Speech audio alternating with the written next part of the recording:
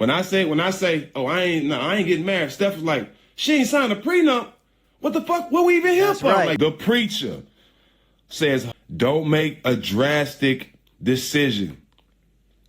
I think you should just let God handle it. I say, huh? I think you should just let God handle it. Me, as a pastor, I don't believe in prenups. You don't believe in prenups. Now it all makes sense. I ain't getting married. What's up, YouTube? Poor Man Podcast back with another video. Give me the HBO special. That's the Help a Brother Out special. Hit the like and the subscribe button for more content. Let's get right into the video. I'm with a chick at the time. Right? I met her in New York, in the subway. I was my first year in NBA. I met her in New York, and I flagged her down while she was driving. Got her number. Ended up talking to her. We ended up dating for a year or two.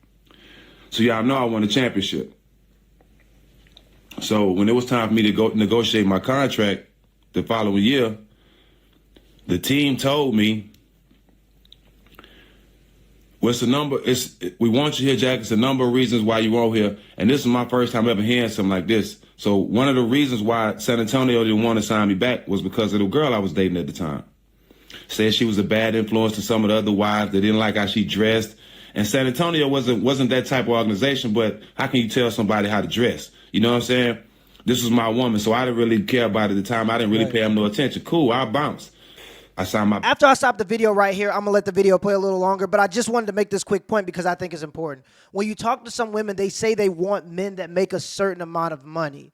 But when you look at the way they carry themselves and when you look at their Instagram pages, it looks like they're doing things to attract rappers, actors, and entertainers. That's a small minority of the men that are actually making the money in this country. Majority of the men that are making the money that you say you want in a man, those men are professional men, doctors, lawyers, engineers, guys that have to watch out for the image that they put out. And sometimes a man's leadership skills can be judged based on the way his wife carries herself or the way his girlfriend carries herself. So when you're talking about these higher social circles, these men don't want to deal with women that carry themselves in that way because it can affect them professionally. How am I going to take you to the company event if the guys are in the corner looking at your Instagram page and you shaking your butt with no clothes on? Right? So you're doing things that will attract actors, athletes, and entertainers. But most of the men that are making the money you say you want aren't those men. That's a small minority of the men, and usually those men are just going to play with you and toss you to the side anyway. Usually those men aren't going to commit to you anyway. Those rappers, actors, and entertainers, they're not going to commit to you anyway. So if you want the men that actually have the money that might actually commit to you, those are going to be professional men, and you have to carry yourself in a certain way because you could cost them business. And that's also important for guys too, because depending on your profession, you have to watch the women that you keep around you because it could cost you some business. Contract in Indiana. I play a season in Indiana. I proposed to her. We plan to get married in Houston, right? So, newsflash for all 530 y'all on here. In order for a prenup to get drawn up, the two people, the man and the husband and the wife, have to agree on what the prenup says in order for the prenup to come out valid, and you both sign it. Right. It's a month before the wedding. As we planning for the wedding, I'm from Texas, right? She from New York. I'm from Texas. I'm from Port Arthur, which is an hour from Houston where we get married, right? I want my pastor to do it. He right there. It'll save us some money. Da-da-da-da. She is adamant about this certain pastor doing the thing, right? So I'm like, cool. It's her wedding. I ain't got no problem. Keep in mind, remember this pastor, right? Remember this pastor. This is a pastor. She was, I'm talking about, screaming at me and everything. No, this pastor has to do it. Some other girl brought this pastor to her attention. Some other girl brought the pastor name to her attention. This a pastor she's never seen. Don't even know. But she don't want my pastor to do it, right? Cool. Remember that. We going to Houston a week before the wedding. Now we at 2 weeks before the wedding. Everything planned, we ready to go. I'm like, look, bro, why I got to keep asking you about this prenup, bro? It ain't like you don't know what's on it. Right. Like, what motives? This is what I told her. What you up to? What motives you on? I ain't on nothing. I just ain't had time to sign up, planning a wedding and all this. I'm like, man, listen, man, all you got to do is sign it. It ain't like you got to read it all over again. You know what's in it, da-da-da. I'm going to sign it. Me, being a person I am, I know it's a wedding. and all that shit. I'm like, you know what? I know you probably just frustrated. I'm trying to be a supportive man at the time. Right. Okay. I know you're going through a lot, baby. I know it's up. You know what I mean? Just when we get, just make sure I get it for the wedding. This the day of the wedding. Getting dressed, me and my boys drinking, smoking, all that, getting dressed, having a good time, whatever we doing for the wedding. So after we get dressed, where we staying at the hotel, where we staying at, it's a big ballroom where we was having a wedding, right? So we had to go get on this private elevator. Me and all my groomsmen, we get on the private elevator and we go to a little back room where from the back room we just walk out into the wedding, right? So when we get to that room, that's when once we get in that room, you know what I'm saying? I'm like, okay, hold up. You know what I'm saying? This one I really turn up. You know what I'm saying? I'm like, remember the preacher. When I say, oh, I ain't getting married, Steph was like, she ain't signed a prenup. What the fuck? What we even here for? Right. I'm like, yeah, dog, I ain't doing it. That's the preacher right. steps up. He's like, hold on. The preacher says, hold on. I look at him like, he said, this is what he say. He say, now hold on. I know you love this girl. Don't make a drastic decision. I think you should just let God handle it. I say, huh? I think you should just let God handle it. Me, as a pastor, I don't believe in prenups. Nah, I know why she was fighting for you. You don't believe in prenups. Nah, it all makes sense. I ain't getting married. Damn what you believe in. I put everything in God's hand. And God is telling me to put the pen in her hand and make her sign this goddamn prenup before I get married. That's what God's telling me. So God telling me and you two different things, partner. As that's going on, Steph Marbury grows crazy. Hell nah. No, we ain't doing it. Hell no, it ain't going on. Steph go crazy. Mike Bibby walks, are you serious, Steve? Fuck out of here. Everybody, no. Bro, and that's the whole point of the boys, right? Because guys, we're so used to thinking logically. When we get really invested into these relationships, we get pulled into more of an emotional state. And sometimes you get alienated. Sometimes you push the boys away. You say, hey, I can't hang out anymore. I'm not saying you got to hang out with them all the time because now you have different obligations, especially to a woman that you're about to call your wife. But keep them around because the guys will keep you thinking logically when you're in this emotional state. And sometimes when you're in that emotional state, you can make detrimental decisions to your future. You can make decisions that will destroy your future. And the guys, if you have good friends around you, will protect you and make sure you're still using your logical brain when you go into that emotional state. But with that being said, I mean, they met at a Subway or in a Subway, at or in a Subway, whatever it was. Either they was catching the train or getting a sandwich. But either way, he met her at the bottom. And the thing about a prenup, and this is why I don't understand if she don't want to sign it. The thing about a prenup is, number one, they agreed on it, and they have to be reasonable. That's why lawyers are there. He can't just go, I'm not going to give her anything, or I'm only going to give her $2. Judges take into account how much time was invested into the relationship also. So if you was together for 25 years, you're going to pay more regardless of a prenup. So prenups are just there so that you make the decision when you're in a rational mindset. Because when things are going bad, sometimes people get irrational, and they just do things out of spite. Not only that, but you're going to leave with way more than you walked in the first place. So I couldn't see why she wouldn't sign the prenup. Bruh, this preacher has the nerves to sit there for about 5 to 10 minutes and try to convince me that God told that he don't believe in prenups, so I shouldn't believe in them. Listen, bro, we ain't in the same tax bracket, first of all. Facts. You know what I'm saying? Bam. So now y'all see why she wanted that preacher so bad that she didn't even know. I'm telling him, wow. Look, bro, hell no, I'm not finna do it. Hell no, I'm not finna do it. By that time, it had got rowdy in the bridesmaids rooms because my sister was in the wedding. You know what I'm saying? Because the wedding had supposed to been started. Bobby Valentino standing up there at the microphone ready to start singing. Ask Bobby Valentino, he was there. My mama and my grandmother just sitting there like she already know what's going on. So, it get to getting a little answer over there. So my sister ended up coming out of there and say, I had to get out of there before I whipped one of them hoes because they ended up talking crazy. Something like that. Not those exact words, but my sister was upset with what was said in there, so she had to walk out. This is when she showed her true colors, bro.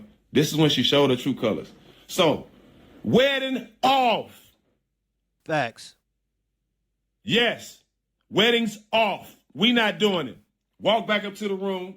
Y'all know I'm going to always be 1,000 with everybody. 1,000 all. I'm going to tell y'all the honest truth every time. When we first get back to the room, after I called it off, when everybody trying to figure out what's going on, we all get back to my room, I break down crying, dog. Honest to God truth. I can't lie. Because I was hurt. Because I was I wanted to marry her, bro. This is the honest to God truth. I break down crying, dog, for about a good 20, 30 minutes. I didn't think a woman would take me to this point over a piece of paper and not marry me, especially after we got a child and we trying to build some shit. Like, I was honestly hurt. You know what I'm saying? I was hurt. I was in a hard down crying, dog. And this is why I fell in love with Mike baby mama. And this is why I always treat her like my own mama. I'm sitting there crying. I hear Steph in the background talking, man, fuck that shit. We finna turn up. Fuck that shit. You know what I'm saying? Fuck that. Fuck that. You know what I'm saying? I'm talking about snot, everything. I'm hard down crying like I lost my, I don't know, bro. I'm hard down crying as a grown man. I ain't never cried like that, right? So as I'm crying, crazy. Mike baby mom walk up to me, dog, and it's bringing tears to my eyes today. She walk up to me. She grabbed her bare hand, Mike baby's mom, wiped the snot and all this from my face, everything from my face. And she picked my chin up and she said, you became a man today. Nigga. Man. Bro, that just gives me chills. Like, it's crazy that humans are so connected that when somebody tells a story, you can feel the emotion that they may have felt in that moment. You know what I mean? It's crazy that we're just that connected and so empathetic towards each other that that's what we feel when that happens. And shout out to Mike baby mother, because you a real one. Those are the words that a man needs to hear in times like that. And the reason she probably said that that's the moment he became a man, because that's the moment he had to make a difficult decision and make a sacrifice to stand on his moral code, not being swayed when it's time to make difficult decisions when it comes to your family and your legacy. This man has a whole family to take care of, a family that depends on the money that he's bringing in. And in our community, I'm just talking about the black community right here, we don't have very much money in our community. So sometimes when guys make it, they ball players, he the first person to ever have money in his family. So his mother's dependent on him. His grandmother's dependent on him. And it's up to him as a 21-year-old, 22-year-old sometimes to make the right decisions with his money. And he stood on his moral code and made a tough decision. That's probably why she said he became a man that day. And I couldn't agree more. There's always going to be that day where you got to make that difficult decision or that difficult sacrifice in order to take your life in the direction you think is going to provide for your family and your community the best. And that's what he did. Regardless of how he felt about the situation, he stood on his code. I come out of it. Steph like, we finna go party. We finna go party. Let's go downstairs and still have fun. Somebody from her side comes to my room.